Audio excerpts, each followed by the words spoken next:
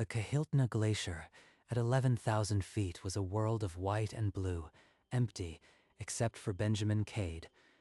Then he saw the dark shape inside the fresh serac collapse, a shape that made his blood stop.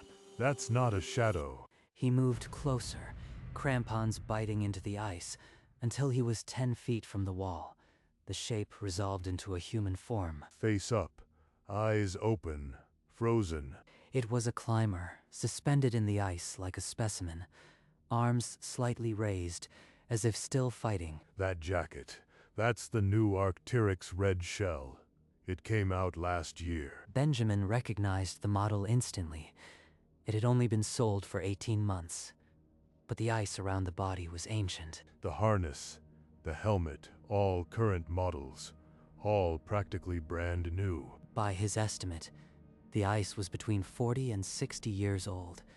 The math was impossible. This isn't possible. With shaking hands, Benjamin pulled out his phone. He had to document everything: the jacket, the harness, the impossible timelessness of it all. I need photos of every detail. The world needs to see this. He photographed the climber from every angle. The red Arc'teryx shell, the mammoth harness, the Petzl helmet with its visor still down. The crampons are stainless steel, practically new. Nothing here shows a single season of wear. Then Benjamin looked past the gear, at the ancient ice layers. He knew how glaciers flow. By his calculation, the body had been inside for at least 40 years. This can't be real. The gear is current, but the ice is decades old. The contradiction settled over him like a weight. He couldn't leave this undocumented. He had a duty to report. I have to tell the rangers. Someone has to know what's in this ice. Benjamin descended to his base camp, snow crunching under his crampons, the photo already filed with GPS coordinates. Tomorrow, I'll make the call. They have to believe me. At first light, Benjamin dialed the ranger station's emergency frequency. His voice was hoarse from a sleepless night. This is Benjamin Cade, solo on Kahiltna. I've found a body in the ice at 11,000 feet. A body? Can you confirm it's not discarded gear? We've had false alarms from old jackets frozen in crevasses. It's not discarded gear. I've got photos. He's wearing a current model Arc'teryx shell, and the ice around him is decades old. Decades old ice with new gear? That doesn't add up. You sure you are reading the layers, right? I am sure.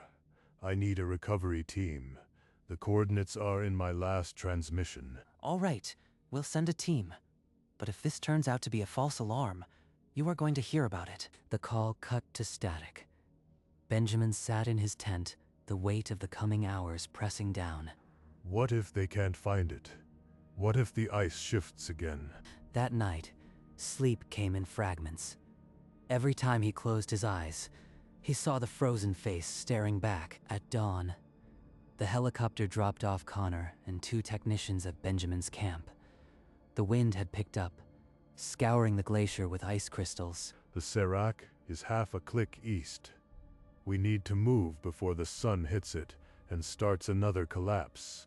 They roped up and moved in silence, the only sound the crunch of crampons on hard snow.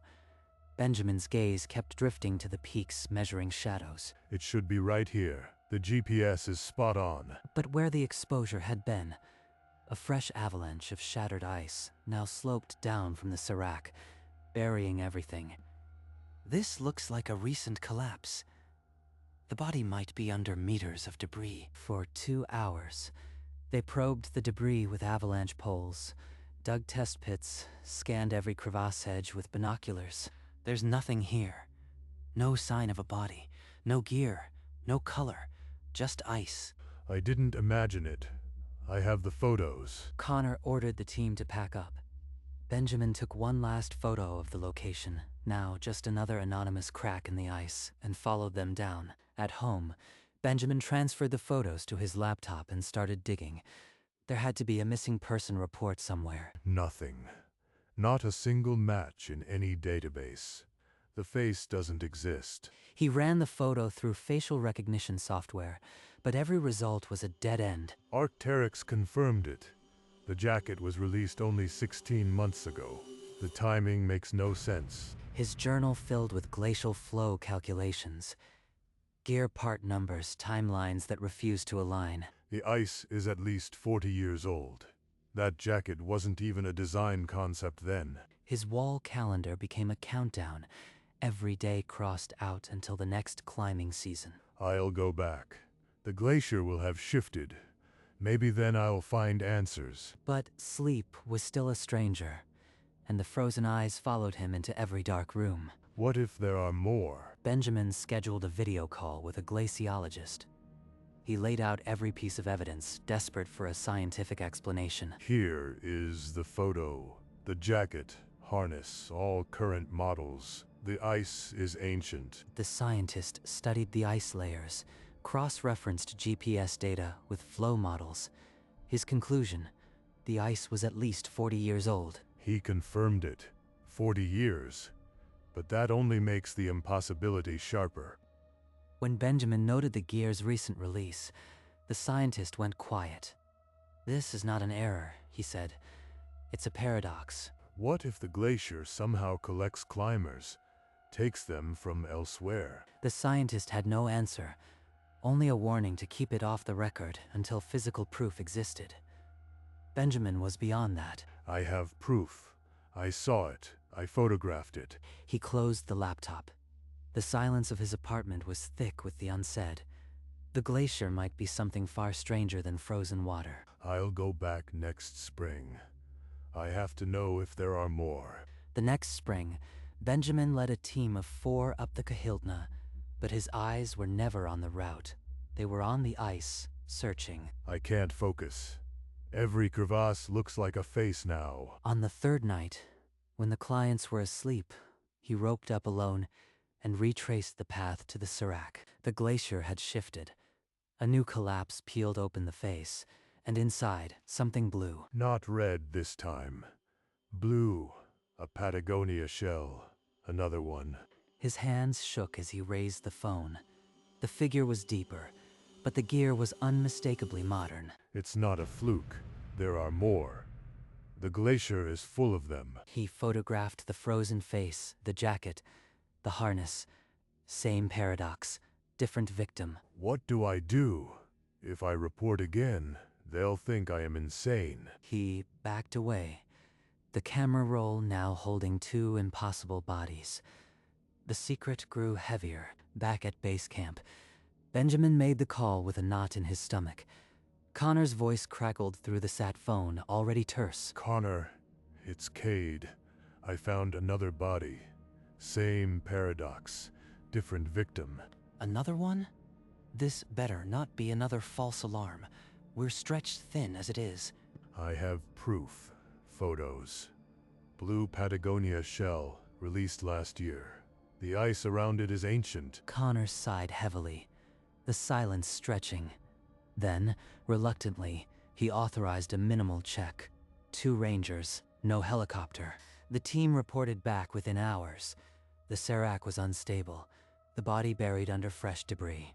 They marked the location and turned back. Benjamin got the news in a terse email.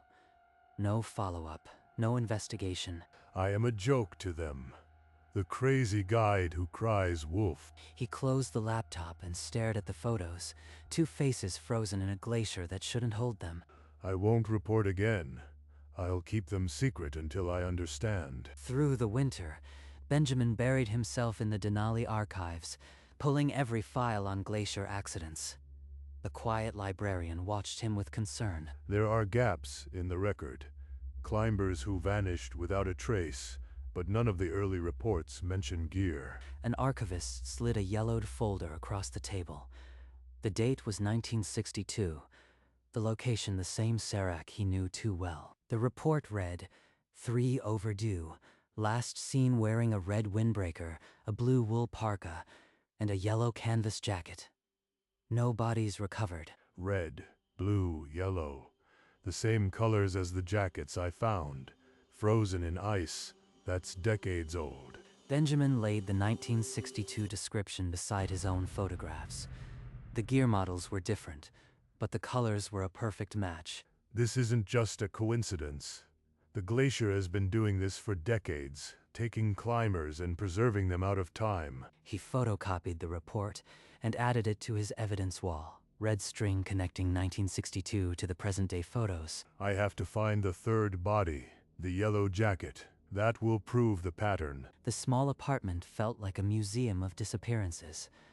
Benjamin no longer slept without seeing their faces. The third spring, Benjamin led his team with new dread. The 1962 report fresh in his mind, the missing yellow jacket waiting to be found. There, a flash of yellow inside the new collapse, right where the 1962 report said. He checked over his shoulder. The clients were still at camp, then raised his phone, capturing the yellow mountain hardware jacket from multiple angles. 3 now. Red, blue, yellow. The Glacier kept its promise. He almost reached out to touch the ice, a reckless impulse, but pulled back, the cold biting his fingertips even through the glove. Don't. You can't bring them out. The ice is their tomb now. He filed the photos in a hidden folder labeled Kahiltna Anomalies, entering no coordinates, no date, none of the details a ranger would demand. Reporting only leads to a cold email and another unanswered question. This is my burden now. The envelope in his dry bag now held 3 photos, each a silent accusation. I am their only witness, the only one who knows they're down there. The 4th season, Benjamin arrived before the spring melt, hiking alone under a gray sky. The Serac face had calved again, exposing a new chamber of ancient ice. Another one. 4 bodies now. This time, a yellow mountain hardware jacket, just like the 1962 report predicted. But when he zoomed in on the face, something snagged in his mind. The set of the jaw, the shape of the nose. It triggered a buried memory. Wait. I've seen that face before. Not in the ice, but somewhere else. A missing poster, maybe. He scrolled through mental images of bulletin boards, online alerts, the ranger station wall. The feeling sharpened into a hook in his chest. It's him. I know it. But from where? He took over 50 photos, each one desperate to capture the faint resemblance that pulsed at the edge of recognition. If I can identify just one, maybe the whole pattern cracks open. Back in his tent, he stared at the photo until his eyes burned. The name was on the tip of his tongue. I have to find that missing report. This time I'll put a name to the face. At home, Benjamin launched a desperate search through missing persons databases, climbing forums and social media pages, scrolling past hundreds of faces. There, a post from Canada. Missing climber, solo trip to Alaska. That profile matches. He opened the report. Elliot Vance, 28, last seen 3 years ago, wearing a yellow mountain hardware jacket. It's him. The jaw, the cheekbones. My photo is identical to the missing poster. He placed the Glacier photo side by side with the poster. Every feature aligned, down to the small scar on his chin. Elliot Vance. I finally have a name, but he vanished 3 years ago. The missing report stated his body was never found, and the ice around him was at least 40 years old. 3 years missing, but encased in ice for decades. Time is folding around the glacier. Having a name should have brought closure, but it only deepened the wound. The paradox was now personal. I know who he is, but I am further than ever from understanding how he got there. Benjamin crafted an email to Elliot's sister, posing as a university researcher compiling data on glacier disappearances. He needed confirmation without revealing the truth. I have to know if the details match, but I can't tell her I saw her brother in the ice. Her reply came within days. She attached a photo of Elliot in the exact yellow jacket, the same one he wore in the ice. She said his body was never found. It's him. She's still hoping for answers, and I have the worst possible truth. He typed a sterile response, thanking her for the help, then closed the laptop. The screen went dark, but the image of Elliot's hopeful family burned behind his eyes. I can't tell them. It would bring no closure. Only a different kind of agony. He printed Elliot's photo and added it to the envelope, alongside the other 3. The paper was heavier now, weighted with the knowledge of a real person. 4 climbers, 1 with a name, and I am the only one who knows where they are. The envelope went into his climbing bag, next to his crampons and ice axe. It would travel with him every season, a silent memorial. This is the only funeral they'll get.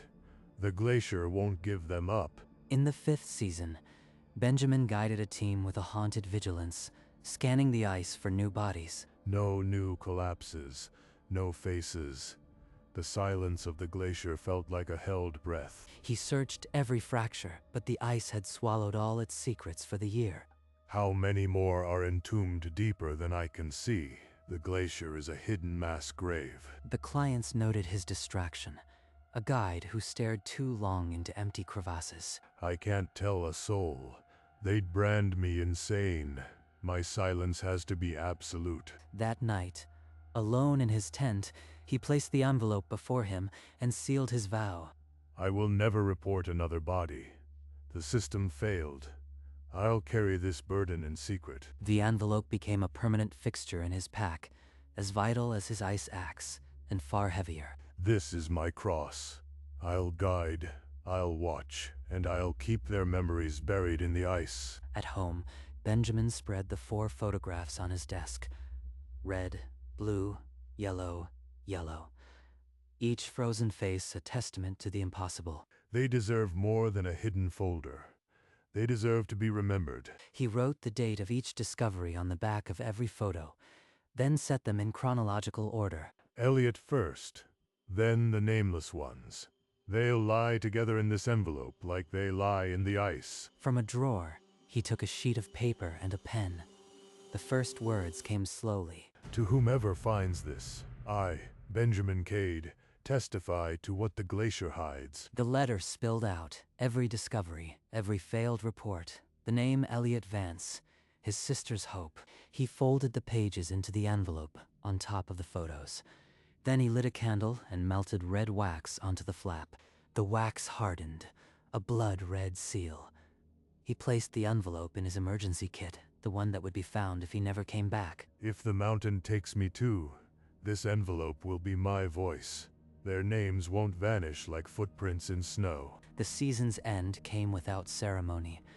Benjamin broke down his camp, packing gear that held the weight of 4 seasons of secrets and sealed testimony. Another year, and the glacier kept its dead hidden from my client's eyes. Before descending, he climbed a small rise for one last look at the Serac field, gray and indifferent. No new bodies this year, but they're deeper, always deeper, waiting to surface. The envelope pressed against his lower back, a familiar, heavy companion, a ledger of the lost. I'll be back next spring.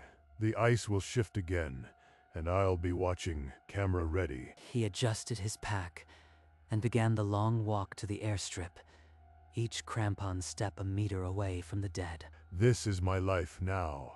A guide, a witness, a keeper of hidden graves. His figure shrank into the white immensity, red suit fading to a fleck, then nothing. The mountain remembers what we forget. I'll return. Year after year, I'll return. Years passed, and Benjamin grew older, the gray in his beard matching the glacier's hue. 6 bodies now rested in his envelope, photographed in silence. Every season, I promise myself I'll stop looking, but my eyes always find the ice first. One afternoon, a young client caught him staring too long at a fractured serac, its hollow echoing nothing. The client's voice cut through the wind. What do you keep looking at up there? Just checking the route. The glacier shifts every day. He didn't believe me. I saw it in his eyes. The rest of the expedition, the client's gaze followed Benjamin, measuring his obsession. I am too obvious. Years of hiding, and a stranger sees through me in a day. He forced himself to look away from the ice, but the damage was done. Next time I might not be so lucky. One wrong word, and the secret cracks open. In his apartment, Benjamin updated the evidence wall. 6 photos pinned in a grim row, a silent gallery of the lost. I stopped trying to put names to them after the 4th. The databases never gave answers. He wrote a number on the back of each new photo, 5, 6, and slid them into the envelope without a word. They're just permanent residents now. The ice holds them, and I keep the record. The wall had become a mausoleum, 6 climbers, 6 modern jackets, all entombed in ice that predated their gear by decades. I don't flinch when I photograph them now. It's just part of the season. He resealed the envelope with fresh wax, the layers of old seals telling the story of years of discovery. I am their memorialist. The Glacier takes and I document. That's all. His reflection in the framed photo glass showed a face no longer shocked, just hollowed out by years of impossible witness. 6 bodies, and I have no answers. Only the certainty that I'll find more. Weeks later, a knock at Benjamin's door shattered the quiet. Ranger Connor stood outside, older and harder, his gaze sharp with suspicion. "Benjamin, we need to talk about what you've been finding on the glacier." I don't know what you mean. I am just a guide, Connor. Word gets around.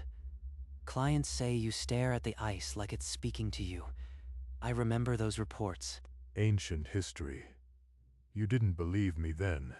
Why now? Because those bodies never washed up. And you've been up there every season. Silent. What are you hiding? Don't crack. He has no proof. Just keep quiet. I have nothing to hide. I am a climber, not a criminal. If you are hiding something that endangers others, it'll come out. I'll be watching. Connor left, but his warning lingered in the room like frost. Benjamin locked the door and leaned against it, breath unsteady. That night, Benjamin sat beside the fireplace, the envelope resting on his knee. He could destroy it easily. One match, and the evidence would vanish. No one would search for what never existed. But his hands wouldn't move. The faces on the photos held him. He was their only keeper. I can't. I'll hide it instead. A place Connor would never think to search. He wrapped the envelope in a waterproof bag and drove across the state to a bank in Anchorage. In the vault, a safety deposit box accepted the envelope like a coffin of secrets. He sealed it shut, took the key, and felt the weight transfer from the envelope to his palm. Now the glacier's secrets are locked in steel, 300 miles from the ice. He slipped the key onto his carabiner, next to his climbing gear, a permanent reminder. I'll never lose this key. It's the only thing connecting me to them now. Benjamin continued to guide on the Kahiltna, always with a team, never alone. The ice had taught him that much. Each season, he added new photos to a digital folder, the paper envelope sealed in steel 100 miles away. His reputation became that of a haunted guide, too cautious, yet always knowing which seracs to avoid. The mountain remembers what we forget. I just listen closer now. He never spoke of the bodies, but the key on his harness jingled with every step, a constant whisper. I've stopped counting.